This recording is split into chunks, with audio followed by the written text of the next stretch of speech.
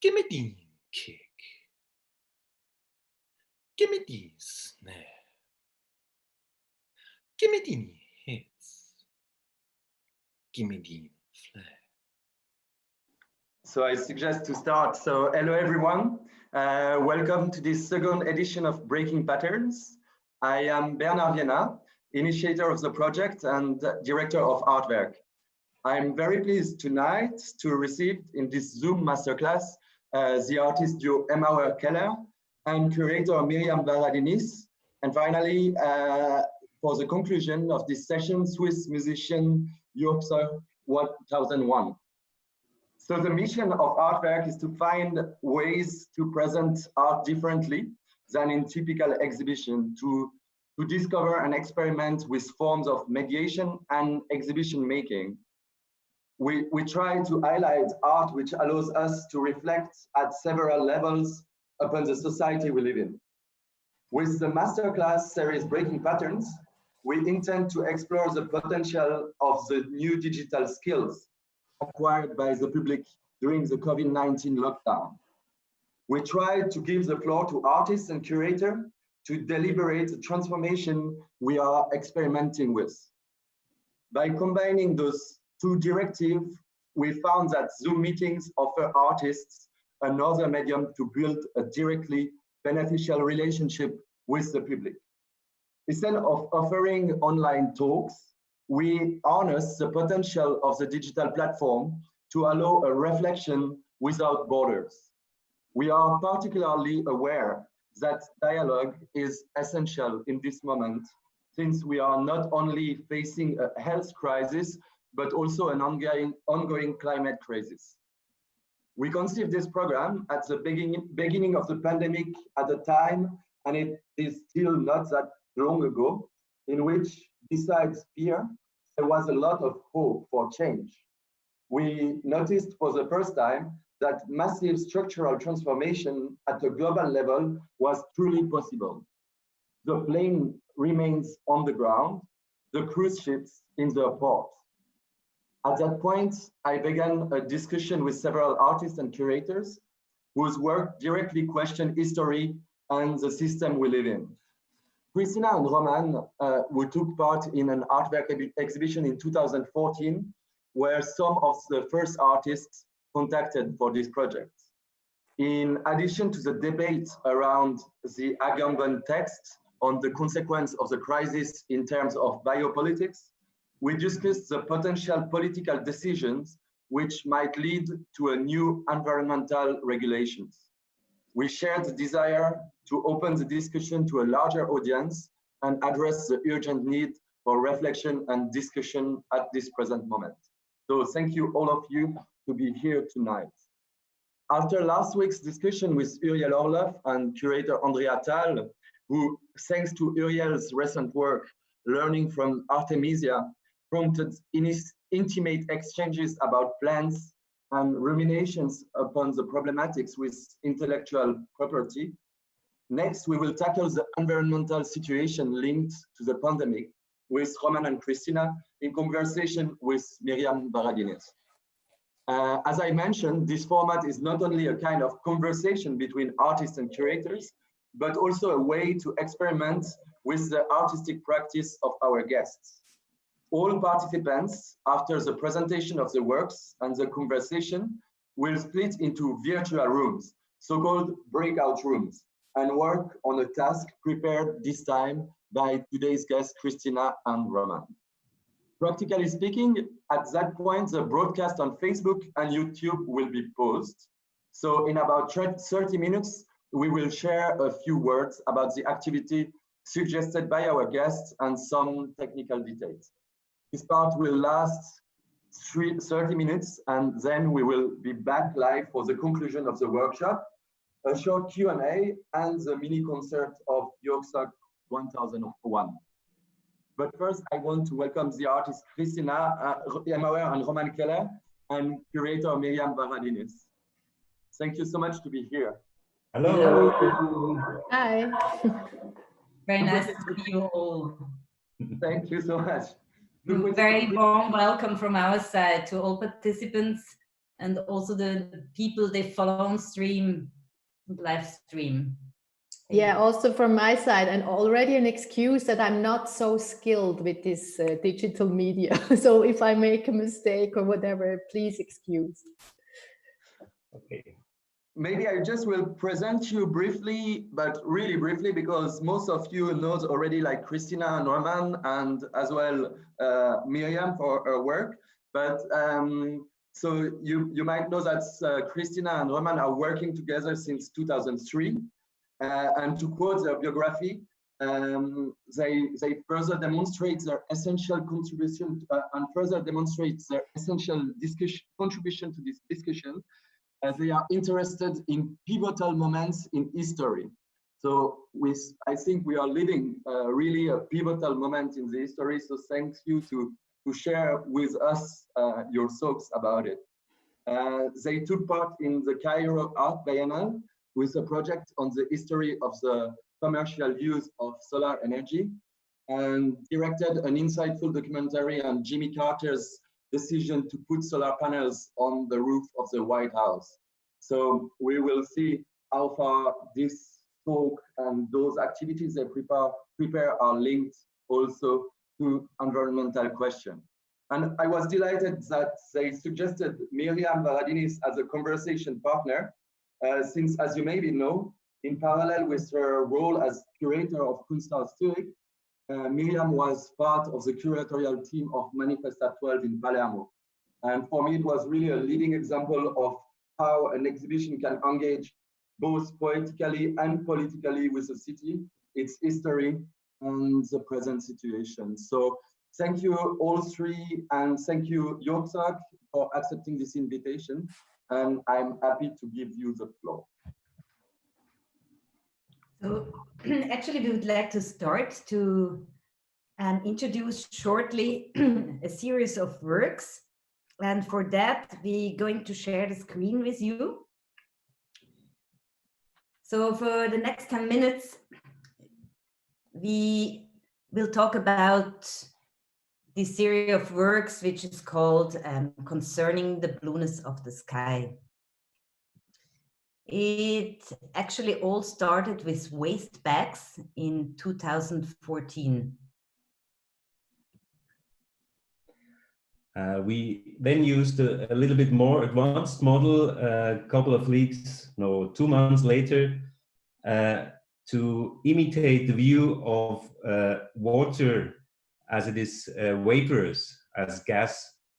So we let the balloon fly in its own speed. And we had to find out that they really fly well and quite high. The solar balloons reach easily the lowest stratosphere. In our case, it was always more than 17 kilometers above sea level, when 90% of the atmosphere is already below us, and you can really easily see the gradient to the black. The advantage of solar balloons is that they float for a long time. They float as long as the sun is up or shines. And the disadvantage, of course, they can travel long distances. So you have to be quite fast to catch them up. It depends on the jet streams. If you do not prepare yourself seriously, you end up hunting for hours.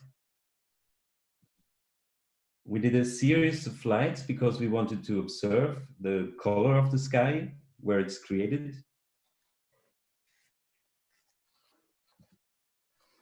And one of the questions which triggered us is if the color of the sky is changing due to human activity and global climate crisis. We asked some scientists how the color of the sky will change in the future, and they didn't agree whether and how it will going to change. and they told us they don't observe the color of the sky. Because it's not a relevant scientific value.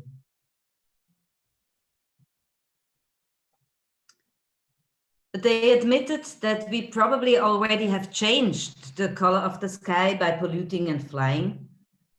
But they did not agree whether it will become more clear, means dark blue, or more white.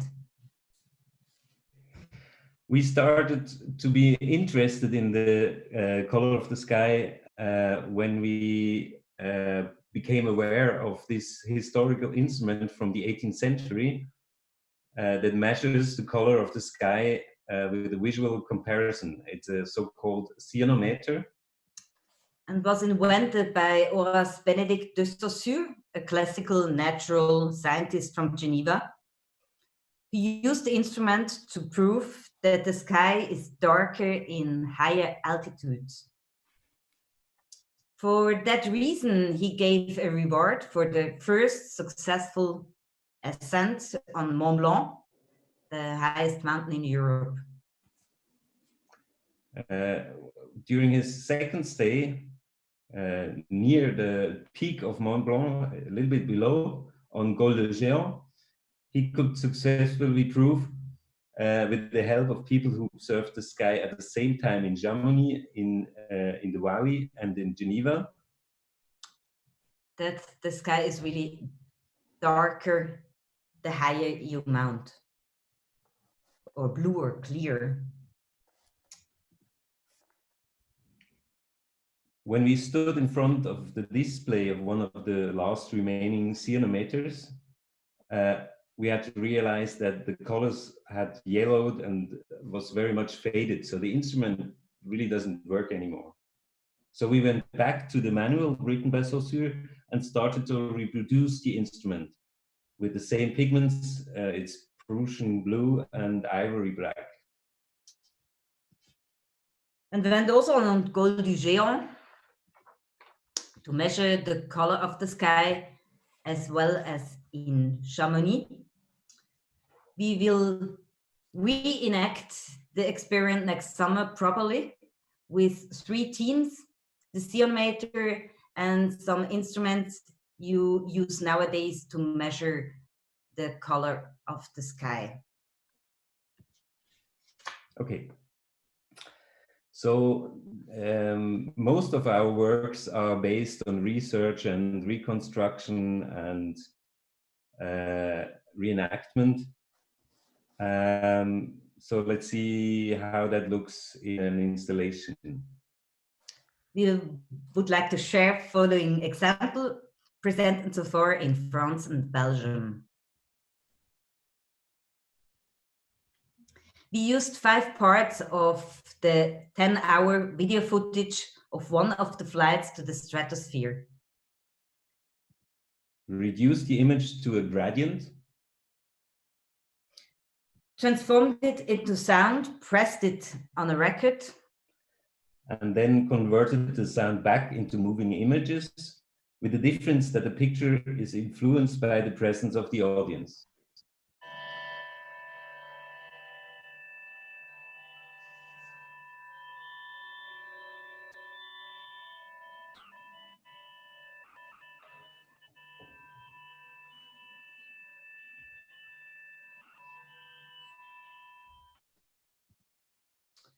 On side B of the record, a senior scientist for climate explains where the blue color of the sky physically comes from. And how we might already have changed the color of the sky. And how it could develop in the future. During this period, we realized that we would like to measure the color of the sky for the next 15 to 30 years. And we want to do that on top of art museums because we think that's the place where we usually collect human-made colored things. And we want to do that on top of art museums because... Okay. So thanks a lot for your attention. And we are very happy that Mirjam Varadinis is with us today, thanks to COVID. Because exactly. It's true. Tonight would have been the opening of my show with Kaderatio at the Kunsthaus, which is now postponed to August. Yeah, lucky. Okay. Thanks a lot. Okay, I was wondering when I was listening to you if you had the chance to measure the color of the sky also during this COVID-19 crisis, because there are really interesting, let's say, influence on the pollution, of course, and the color of the sky is in relation with the pollution due or produced by human activity. So this is basically, if we talk about pollution and blue sky, this is really kind of impressive example on where it can lead, let's say, this whole pollution caused by humankind. This is an image of a screen that was placed on Tiananmen Square in China, basically where pollution was so strong that there was no chance to see a blue sky for real. So the only way to show it was basically to show it on a screen.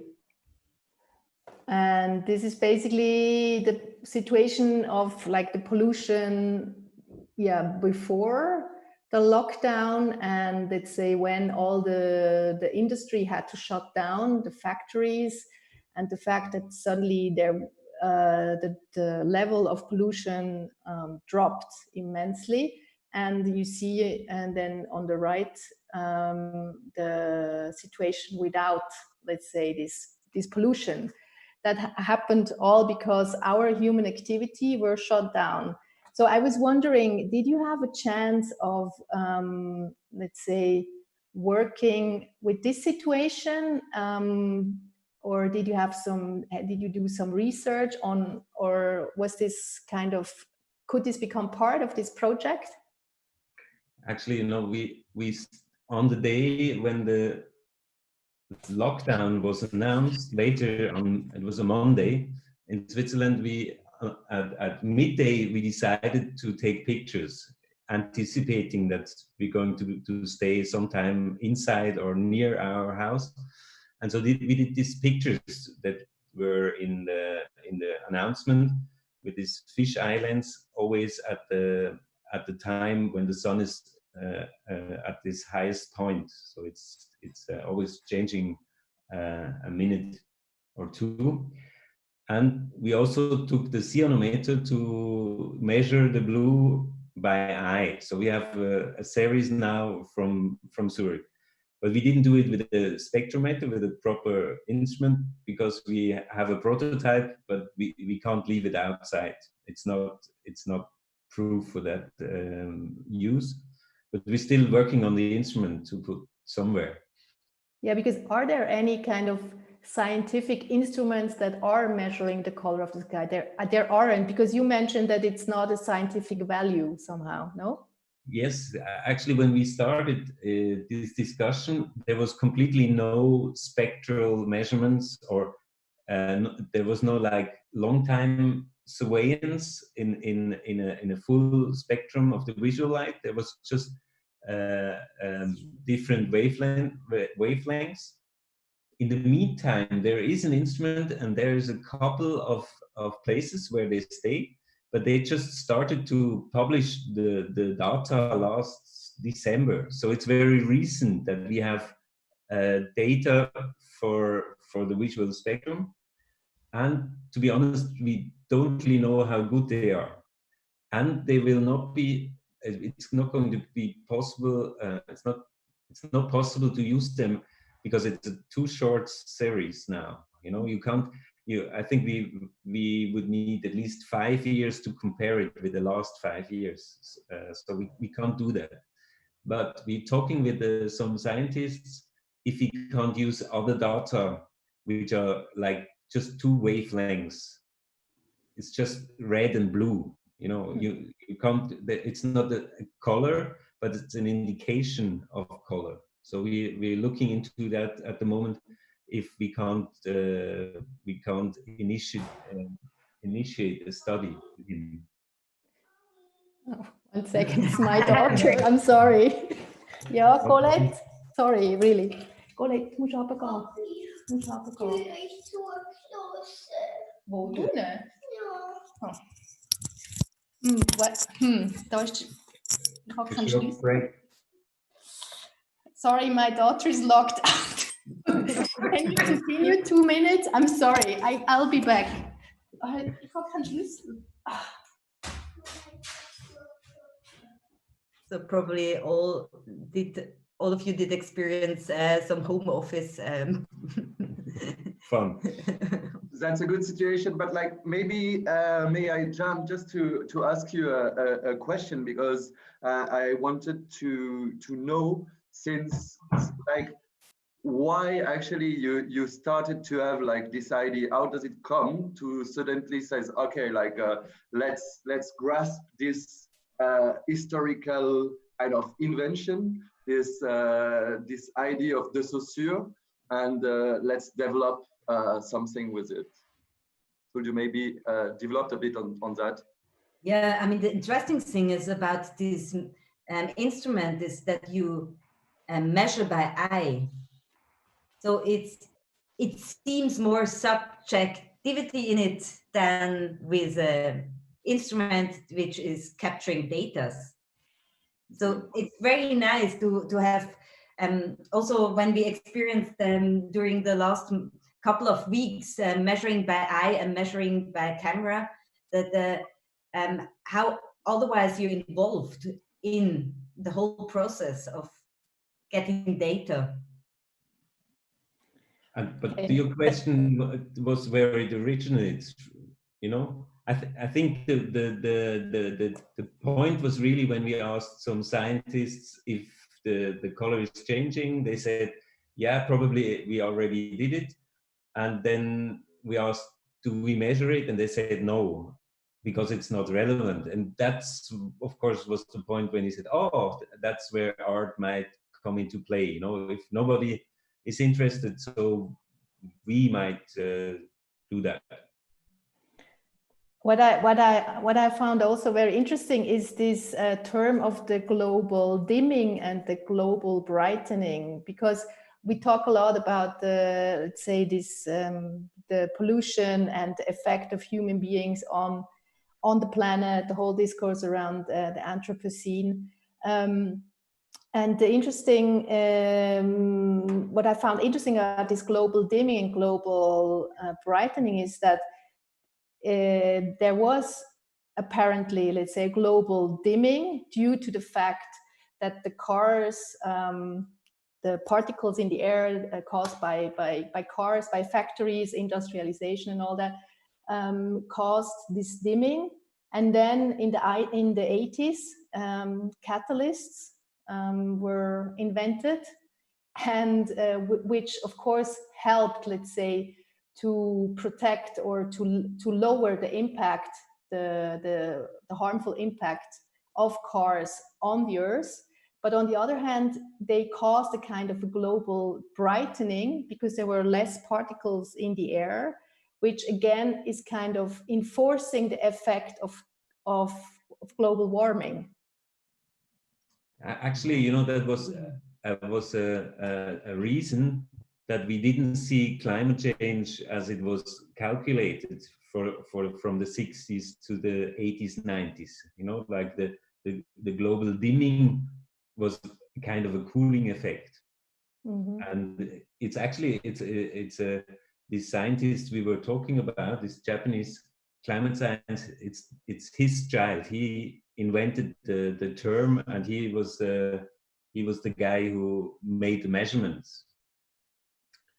And in the beginning, nobody believed him because it was just the opposite thinking about if that radiation is not a constant value.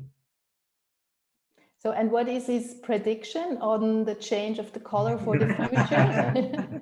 Because if he had coined also that term of the global dimming and did all the research on it, so does he have an idea of how it will develop?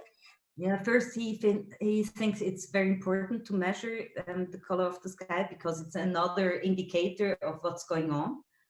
And secondly, he is one who thinks that if pollution stays low and so on, what means less particles, big particles in the air, but also more aerosol, more humidity due to the warming. So he thinks it's going to brighter, grayer, so we're losing the color. But everybody says, of course, it's going to be dependent if you're near the coast or on a continental. It's not going to be the same all over the world. And also, it strongly depends on the pollution. You know, the situation in Beijing. We don't have that anymore here. Is this something that you're also trying to include, let's say, a more global research?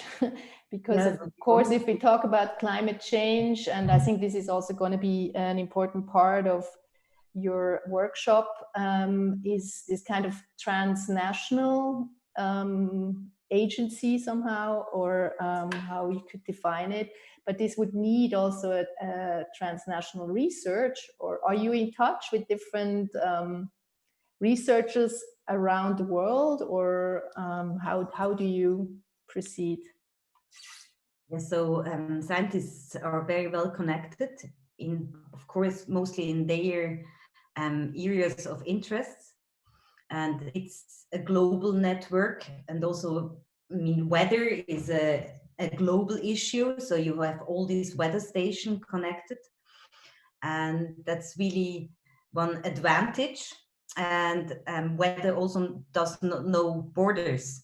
I mean, it doesn't stop in front of Switzerland, a rain cloud or something. And there is this network we were talking about that just started with measuring the spectra. And I think it's a very nice thing to be part of that network. It would make very much sense, you know, to have compatible data that they have like almost 20 stations, and they're all over the world already. Mm-hmm. Well, besides these very, let's say, scientific aspects, ecological reflections, political reflections, there is still a very artsy kind of core also I find in this work, and which has to do also with some kind almost like abstract painting, or like this idea of the gradient that you're always also referring to, like also in the exhibition. You see this, it's like a different grades of blueness that is also transferred into a sound environment. But yeah, I find there is this, is this important for you, also this relation, let's say, to almost a kind of an abstract artistic language that you want to use to translate your ideas? No.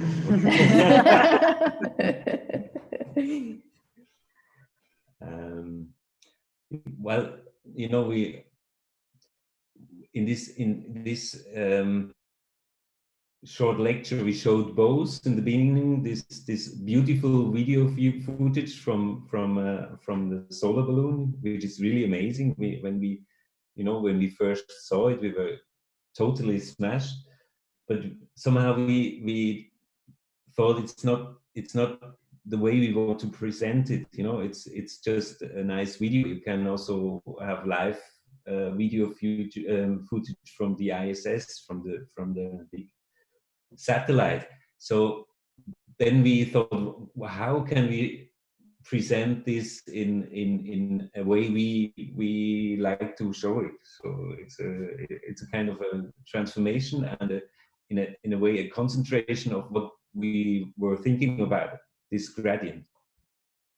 In this direction, it's this kind of abstract art reference in meaning that we are able to can develop our own thoughts or have different approaches, mental approaches to color, for example, or the change of a color.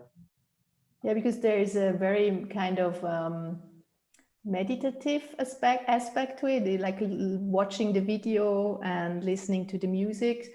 So let's say the whole content is there, of course, but in a kind of a separate, like in this leaflet and in this brochure, so that you can somehow also travel, let your mind travel in this projection, which I find really nice. Of course, let's say the whole idea of solar, like this is a solar balloon, but the idea of energy, solar energy has, and also not only solar energy, of course, also the whole history of fossil energy has played an important role already in earlier works also of yours. I'm thinking of the globalizing, I forgot the title, globalizing the International, like the post-petrolistische Internationale, yeah. This whole, and there's also, let's say, a connection again to current times, because with COVID-19 crisis, the whole oil prices dropped substantially, and this reminds us of the crisis in the 1970s, which was also one of the, let's say, starting point for the early works, also for A Road Not Taken, that was also 1979. Yeah, maybe you could just like explain a bit on how you find all these super interesting stories. I mean, I'm always like very impressed on like also this cyanometer. How did you discover it? And or also like this story with Jimmy Carter installing a first solar panel on the White House in 1979, which was dismantled by the next president.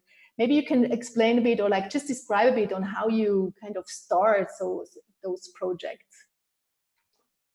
Well, normally, most of the time, one thing leads to the next. You know, the Jimmy Carter story, actually we discovered during when we did some research on the post-petrolistic manifesto.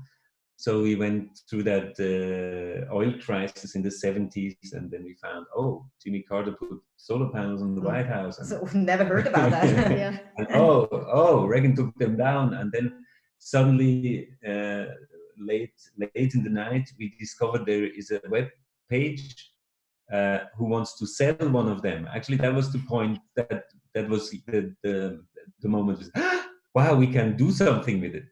They wanted to do an auction, actually, the college who had them on the cafeteria to get the money for a new installation. So they wanted to sell the old ones. And as Roman said, but by the time we contacted them, they said, "Oh no, it's an outdated web page. We don't sell them anymore." And then we somehow had this idea that we can have to bring them to the Carter Library and the Museum of American History. So that kind of triggered this project, which was which we showed in Fribourg in Fribourg, and then we got an interview with Jimmy Carter, and then finally we decided to do this documentary. Mm-hmm. And the cyanometer, how you just basically came across during? Actually, I think we really we were researching for another project because we were invited to Venice during the architecture biennial, where the Swiss Pavilion exposed Lucius Burckhardt and Cedric Price, and they had these wonderful boxes with all these materials, and 10 artists were invited to go after Lucius Burckhardt's work. And because Lucius is not living anymore, but work together, or really often work together with artists, and developed with them, also with boys, the 7000 Eichen project, for example, in Kassel. What would we invent together with Lucius as an artist or a joint venture project? And then we came across this cyanometer and thought maybe that's something we could go with on the so-called strawlings of Lucius Burckhardt. Yeah. Well, I think I'm very curious to see where it leads. I mean, it's not finished yet, this project. You said that you will develop a kind of a machine to store the data for the next 20 years. So let's see where it will lead us, this project.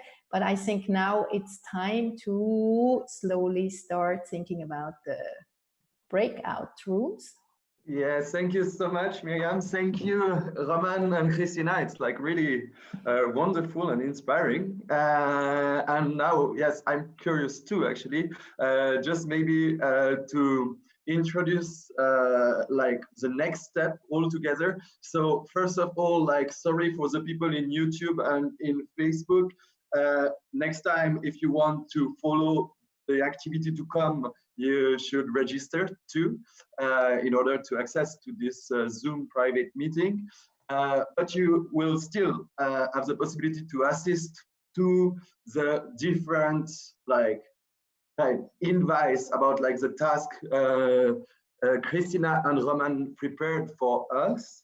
So for the participants of this Zoom meeting, you will be splitted in different virtual rooms by little groups of 4 to 5.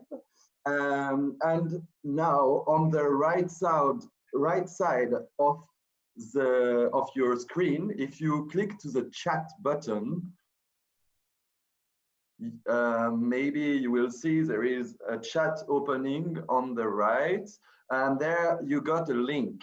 With this link, if you click on it, you will access to a PDF where you will find like 3 questions and tasks Mirjam and Christina prepared for us today. And then in those breakout rooms, we will stay there approximately 30 minutes. So, but now Christina and Roman, maybe you want to spend a few words about what you. Yes, we go back to the presentation. Okay. So we talked just with Mirjam about this session just in front of our atelier, where we take a picture every day at noon or at high noon when the sun is at the highest point. And in this way, we observed the color of the sky during the lockdown period. And also we took the cyanometer to measure the as we told before, the color. So we have both, like the pictures and our readings. Our subjectivity in the recording of the color. And of course, we followed, like probably all of you, the news, and for us, there were some really shocking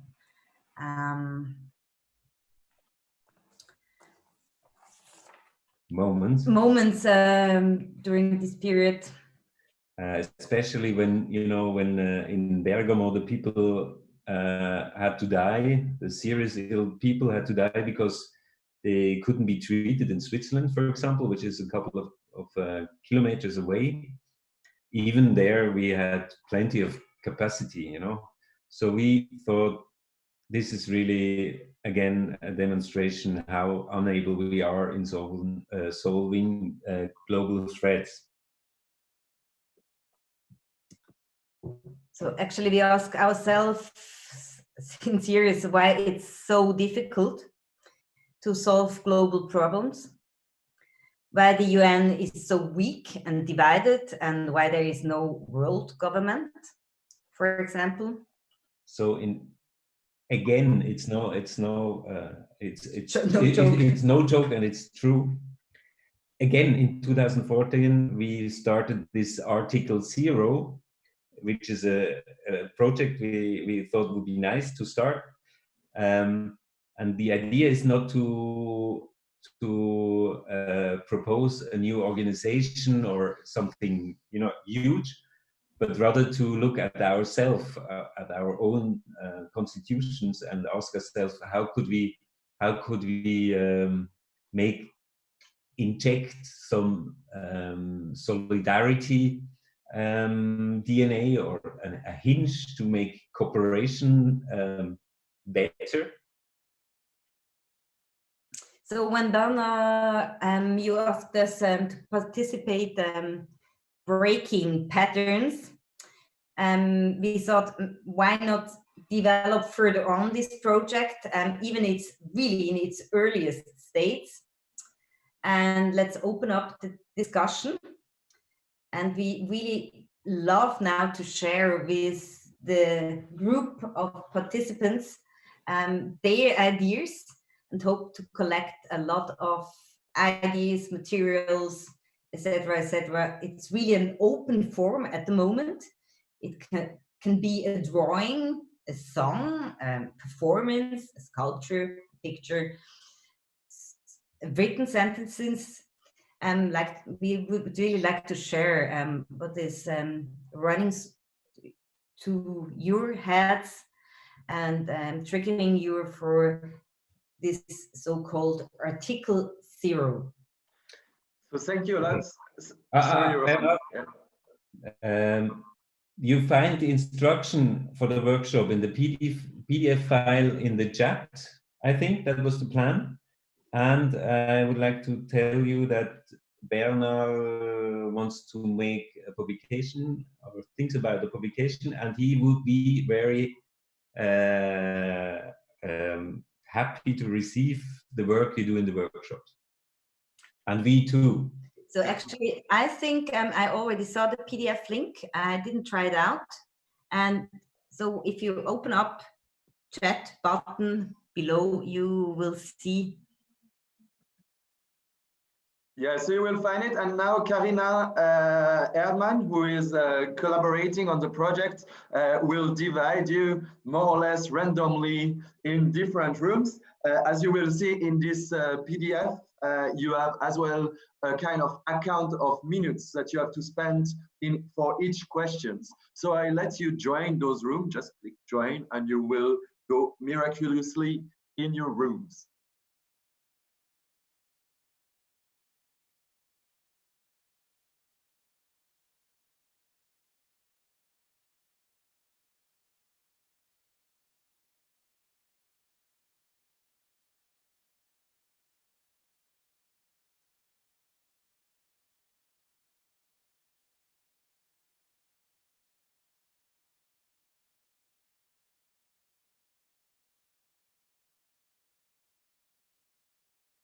So before starting with the Q&A related to the conversation, maybe like some of the participants would like to share about their Article 0, or like the discussion they had in relation to the Article 0. I don't know, like Peter, you want to maybe explain what we were telling in our room? If you can unmute. I'm happy to, but I think others contributed much more to this. But the idea was thinking about it not necessarily as, or let's say in a different sense, thinking about a smell or a taste, and what mood that sets you in when you read the Constitution. And please, the others jump in and complement that. But my idea was that if you come together as a community, be the country or any other form, that a sense of trust is very important. And there are these things, these smells that make you feel like home or secure or trusted. And the same with food, I would suppose. So we're thinking in that direction. Thank you, Yanis. You can unmute yourself maybe and start your video. The name of this one. So the basic idea was that if the earth is going fast enough to give the reflection of the sky, and we cannot see the borders anymore.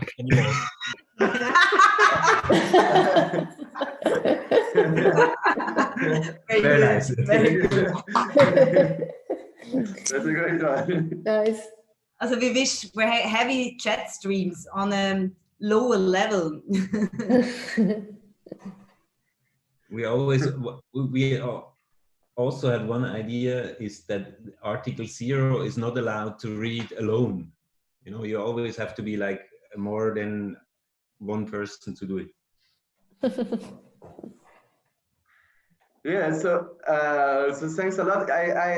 We were thinking about like making a really short Q&A and taking as well like questions on Facebook. But first, maybe in the panel, I don't know, like if someone of you want to ask something about like the presentation and the discussion we could follow before.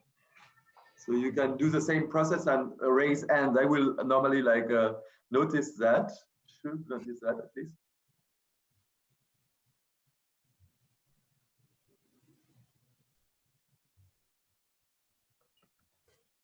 So I will maybe start with a question. It's like because I was wondering about the medium you are using, and I was wondering about like how far you want on the long run to develop like a corpus of work on this cyanometer, and not only like maybe just one object, but like several kind of sculptures, installation, videos, which might transmit like mediate this idea differently. Could you develop maybe on that and tell us our thoughts? Well, you know, there is already a couple of like art installations pieces in this context. We just focused on one and the most demanding one for us. And of course, we're thinking about new pieces, and we already started with some other projects which have to do with the visibility, you know, how far you can see, because for example, in Greece, we started to film people. Well, there at the meteorological station, they still measure visibility with eyes. So there's certain persons, they're educated, and they look how far they can see in the city. And this is to certain points in the city on each direction. And this is one of the rare series that still exists, you know, starts in 28 something, 1928. And normally now you do it with an instrument, and there they do it with the eyes. And they continuing it doing, because it's such an old measure history, or measure, how you say it?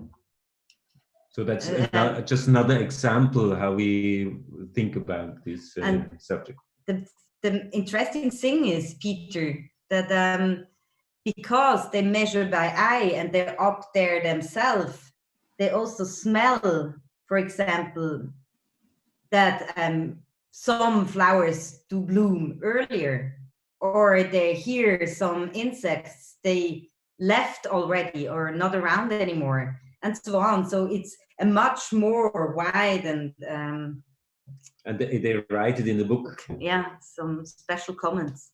Okay, great.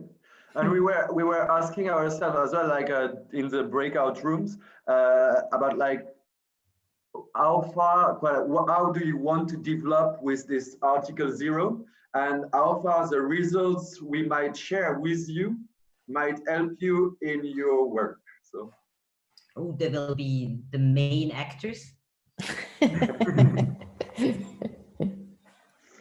Yeah, so maybe I would like to tell everyone that it would be really great if you could like send us like you got a mail from us, you received like some technical instruction and the access to come to this meeting, and it will be great if you did like any visual elements related to this Article 0, or just like add like super incredible discussion, just to send us like a few lines about it, or the images.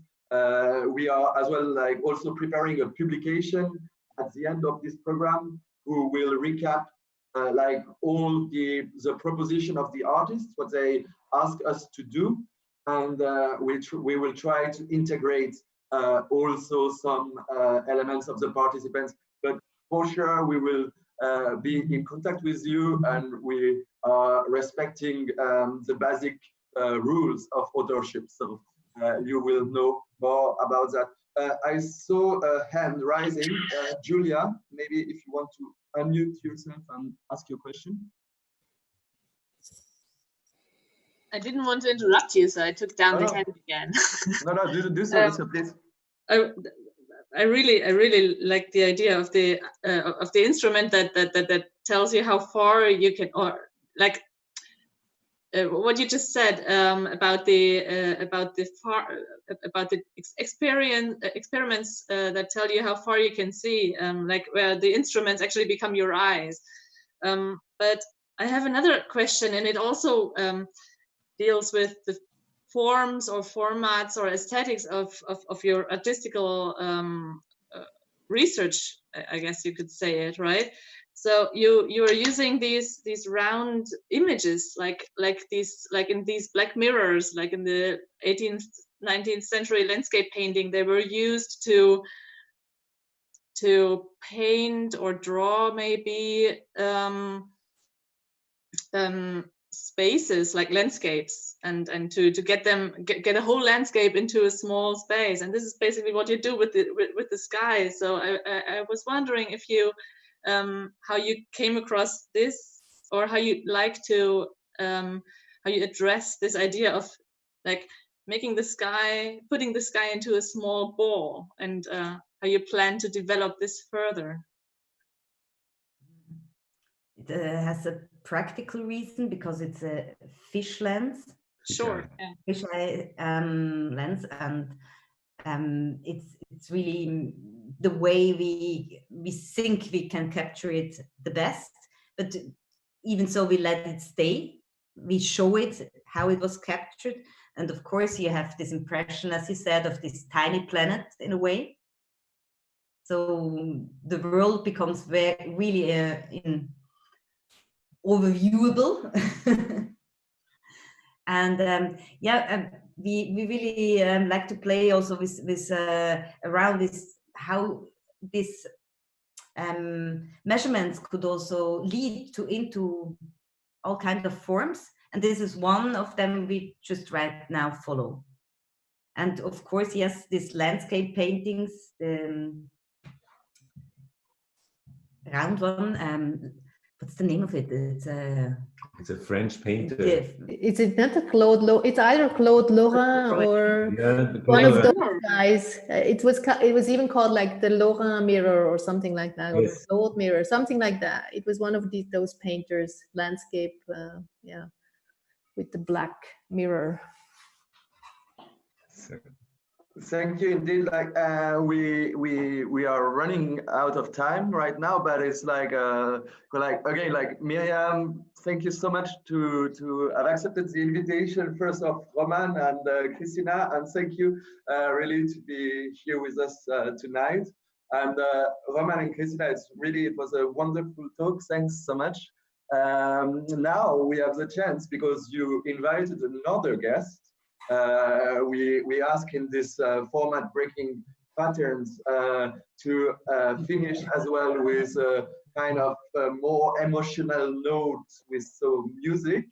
And you invited Jurczok 1001, and I'm really happy to introduce you in 2 words, because before I didn't know your music at all, but you are, like, I think, really central figure, so to say, as well in Swiss-German part, for your not spoken words, but like you might explain maybe in 2 words what you are doing before just like starting with the music, because I mean it will be definitely way more like clear for our public, I think. So thank you so much to be here, and then I let you the word, and we will finish in music.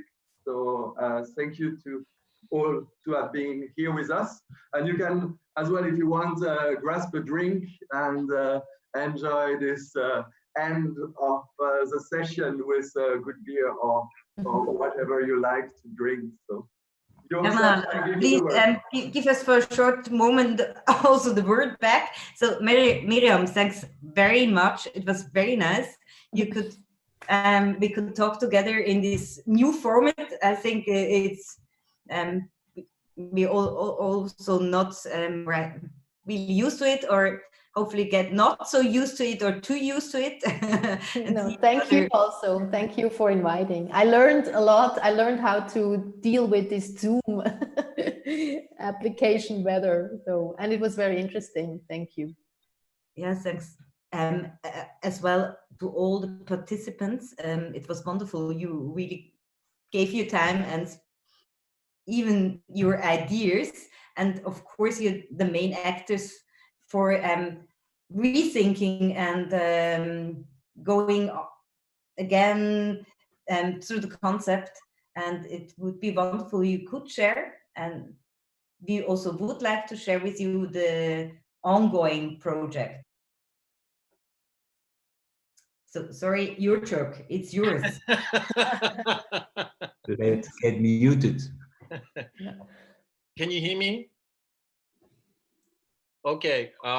Yeah, my name is Jurczok. Welcome to the bar. As you can see, I brought my favorite lamp. It's I hope you can see. It's just one blue. It's one blue, but I think it's a really nice one. You will tell me after what kind of blue it is. But give me a moment. This lamp has a special feature.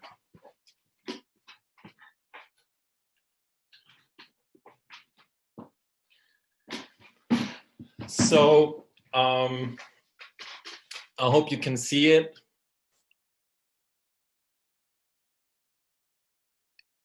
I mean, okay, let's do it. Let's do it.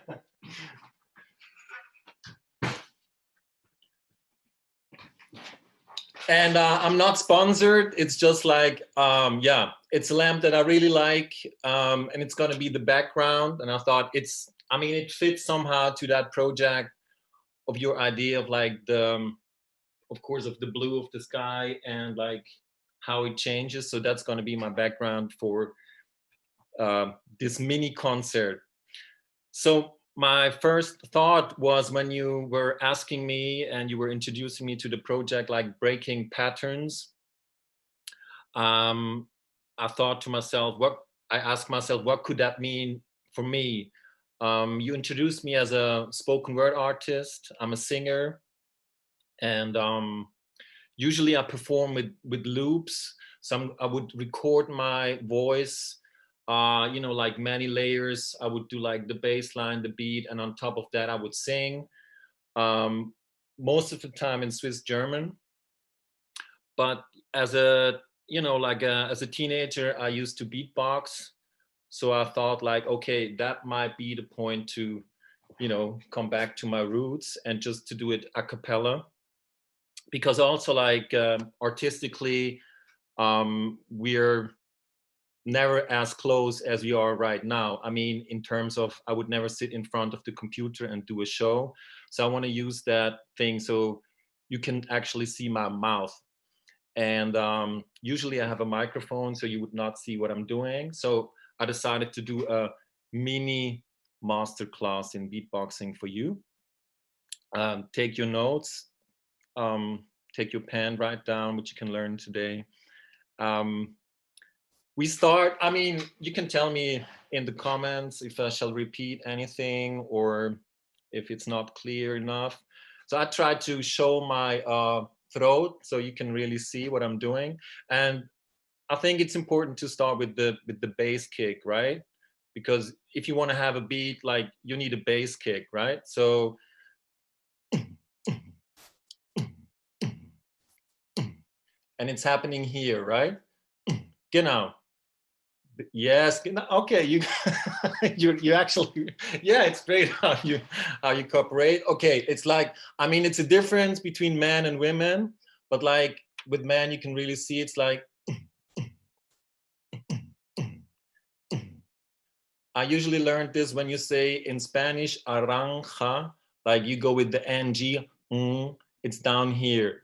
That should be possible for everyone, men and women, everything in between, everyone in between, like arang. So that's the place, this ng sound. And when you not like pronounce it, it's slowly like aranja, and you try to do a hit with your throat, like it slowly becomes the sound of a bass kick, let's say. And if you do it shorter, like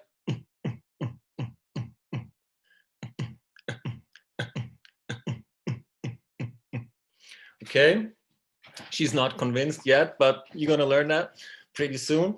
So that's the bass kick, and you can add, like, of course, it's also interesting that you see if it depends on the height where you do it. It's like when you do it like higher,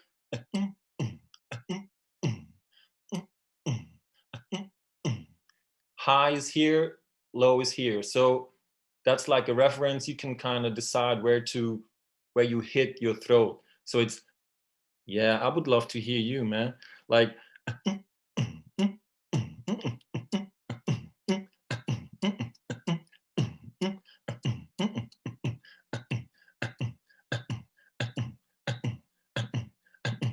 then you can add a little bit of air, like,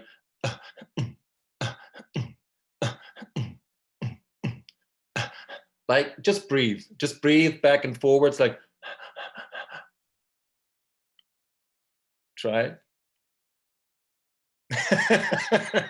Yeah, so it's, genau, you can I can't hear you, but like as I watch some of you, like you try it, so it's like you can experiment with that. So you have the bass kick, and then you just go like,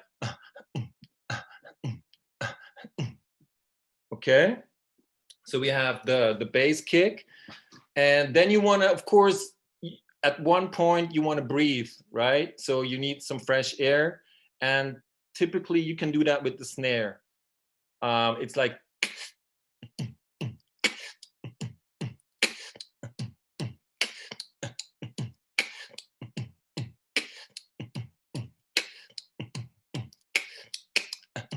you can see in the side, like when the air comes in.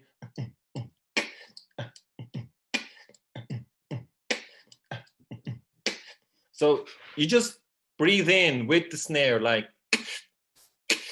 you soak in the fresh air, like so. Okay. Okay.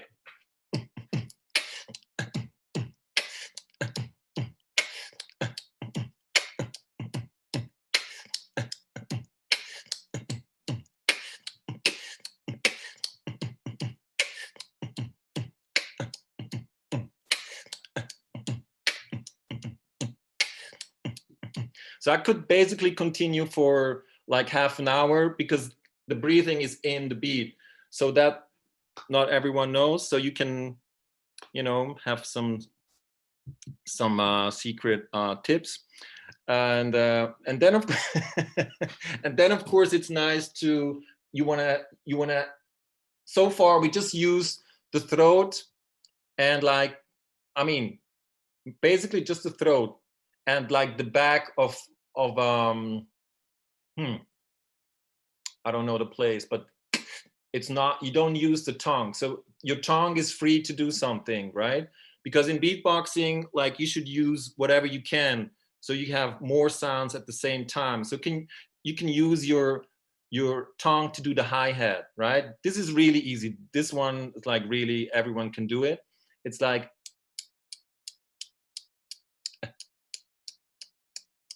just like the tongue is at the teeth, right?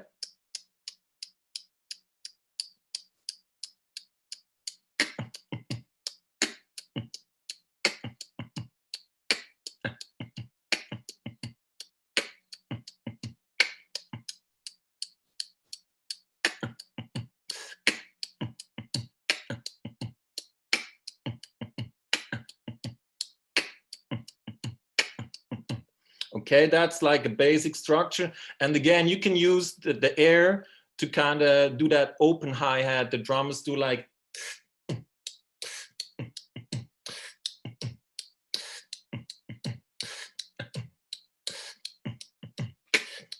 and you even can combine the hi-hat and the snare at the same time. This is not too difficult. Like,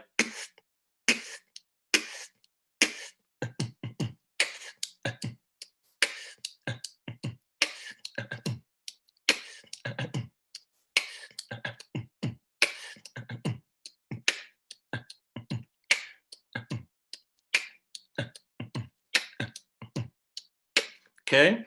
And you might get tired of like doing the snare, like you think, okay, it's start to hurt. So there's another, I have to drink a little bit. Okay, let me try if I can do it. Okay, yeah. This is quite sharp, aggressive, but like really nice. So this is here, like, this is difficult to explain, yeah, but it's, you kind of try to, you have to feel the moisture behind your teeth.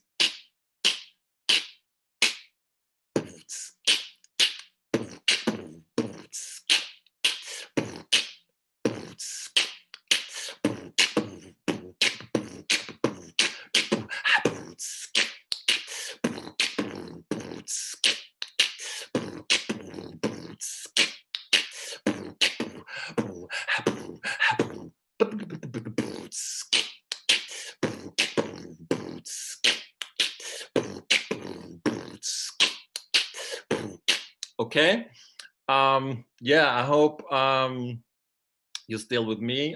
Make some noise. No, okay, so that's that. And what else? Like the lips, you did not use the lips so far. I used it right now, so you can do all kinds of like you could say bass kicks or snare. That's up to you, like how you define it. Like,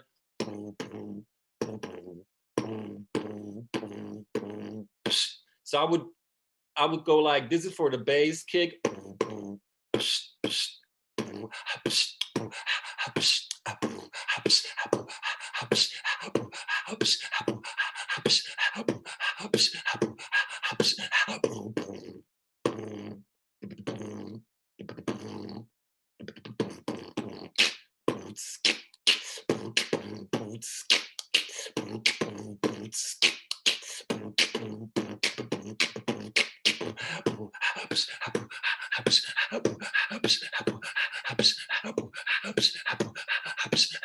Don't forget to breathe, right? So, and what else do we have? I think for a mini masterclass, that's probably enough for today. So you have some ideas. You can use your lips, you can use your tongue. Actually really like try to breathe in an interesting way. Like you can really use the sound of breathing. I think it's really inspiring for me all the time. You can create some, especially with the microphone, you can create some nice atmosphere just like with breathing, right? Like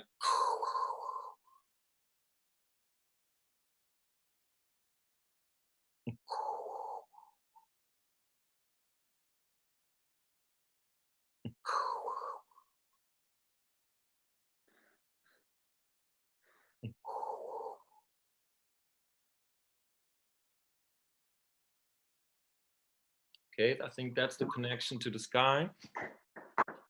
And yeah, so Whoa. Thank you.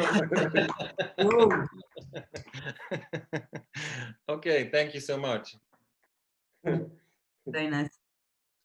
Theater. Do you play the real drums as well? No. No, never. No. I mean, I can't. Okay. It's no. It doesn't need to. Yeah. Okay. Yes. No, I never learned. So I think I really like to be, like I like working with the voice. I think it's most, the closest. Hey, thanks a lot, Jurczok. That was really a masterclass. Yes, thanks. Yeah, I mean, as we are at the bar, I could do like one final piece and then say goodbye. Yeah. Is that okay? Great. Please go Yeah. for it. Yeah, sure. Okay, so like since I was introduced as a poet, I'm gonna do like a piece that it's seems to be my no, jokes aside. It's a very rhythmic piece, and as you are not all familiar with Swiss German, I think it's still like maybe a good chance to hear Swiss German in music. So you think, okay, Swiss German is quite cool, and I might gonna learn it in a different masterclass. That's not my job, but I'm gonna show you like this piece. It's in this book. It's called Spoken Beats, actually. That's my book, Spoken Beats. And yeah, so like it's called Gib mir. Some people might know it. It's Gib mir. It means gimme, and then whatever I'm gonna say, like it, you're gonna understand, I think, right? Because we talked about like some parts of the drum, so there will be a reference to that.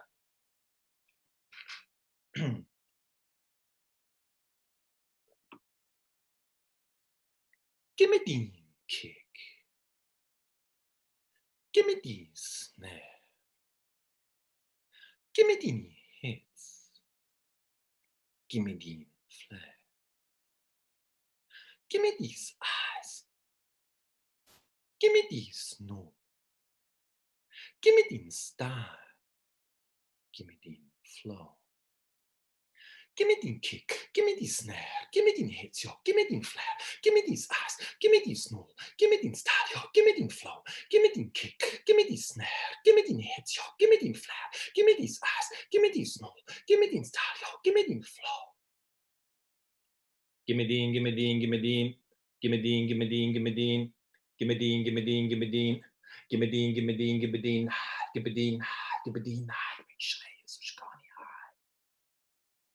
Give me the, give me the, give me the, give me the, give me the, give me the, give me the, give me the, give me the, give me the, give me the, give me the, give me the Boss, give me the Schweiß, give me the Bye, give me the Schritt, give me the Moves, give me the Blick, give me the Schnuf, give me the Boss, give me the Schweiß, give me the Bye, give me the Schritt, give me the Moves, give me the Blick, give me the Schnuf, give me the Schritt, give me the Schritt, give me the Schritt, give me the Moves, give me the Schritt, give me the Schritt, give me the Schritt, give me the Moves, give me the Schritt, give me the Schritt, give me the Schritt, give me the Moves, give me the give it the knee, give it the knee, give it the knee moves, give it the knee, give it the knee, give it the knee, Gibidini moves, gibidini shit, gibidini shit, gibidini shit, gibidini shit, gibidini shit, gibidini shit,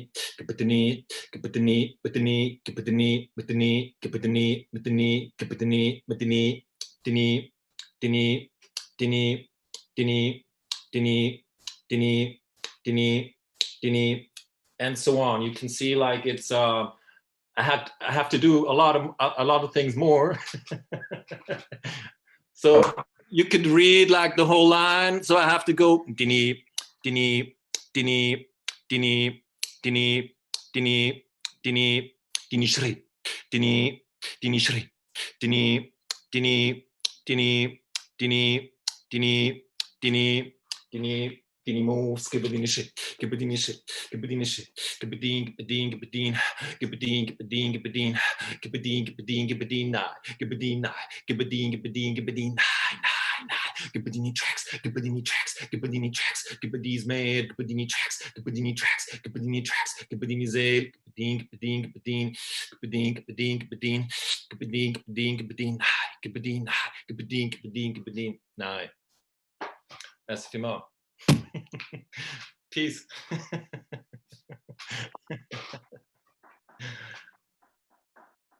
Thank you so much for having me, and yeah, enjoy your drinks at the bar, at the real bar. Oh yeah. Wow. New experience. Again, a new experience. Hey. Super. Yeah, like I think it's now Bernard is taking over. Thank you so much for having me, and yeah, to have this intimate audience tonight. And I hope you will remember either Gitmer or at least the hi-hat. Thank you, all of you. That's so nice. I don't know like who starts to be like a big specialist of bits words, but like I think every one of us is like kind of motivated to continue to learn. Thanks a lot. I just want to announce that next week we go further with our series with Basim Magdi, who will speak with Irene Campolni, an Italian curator who is active principally in Denmark. So you are all welcome. It will be in English as well. And then the 16th of June, we will have as guest Jonathan Delachaux, Swiss artist, who will speak with Séverine Catin from the Museum of Le Locle. And finally, we will receive the 25th of June, Isabelle Lewis, who will speak with Philip Bergman. So thank you so much for being here, and let's meet soon, I hope. Thank you, Christina. Bye. Thanks a lot. Tschüss, Thomas. Ciao, ciao. Ciao. Bye. Tschüss. Ciao, ciao. Ciao.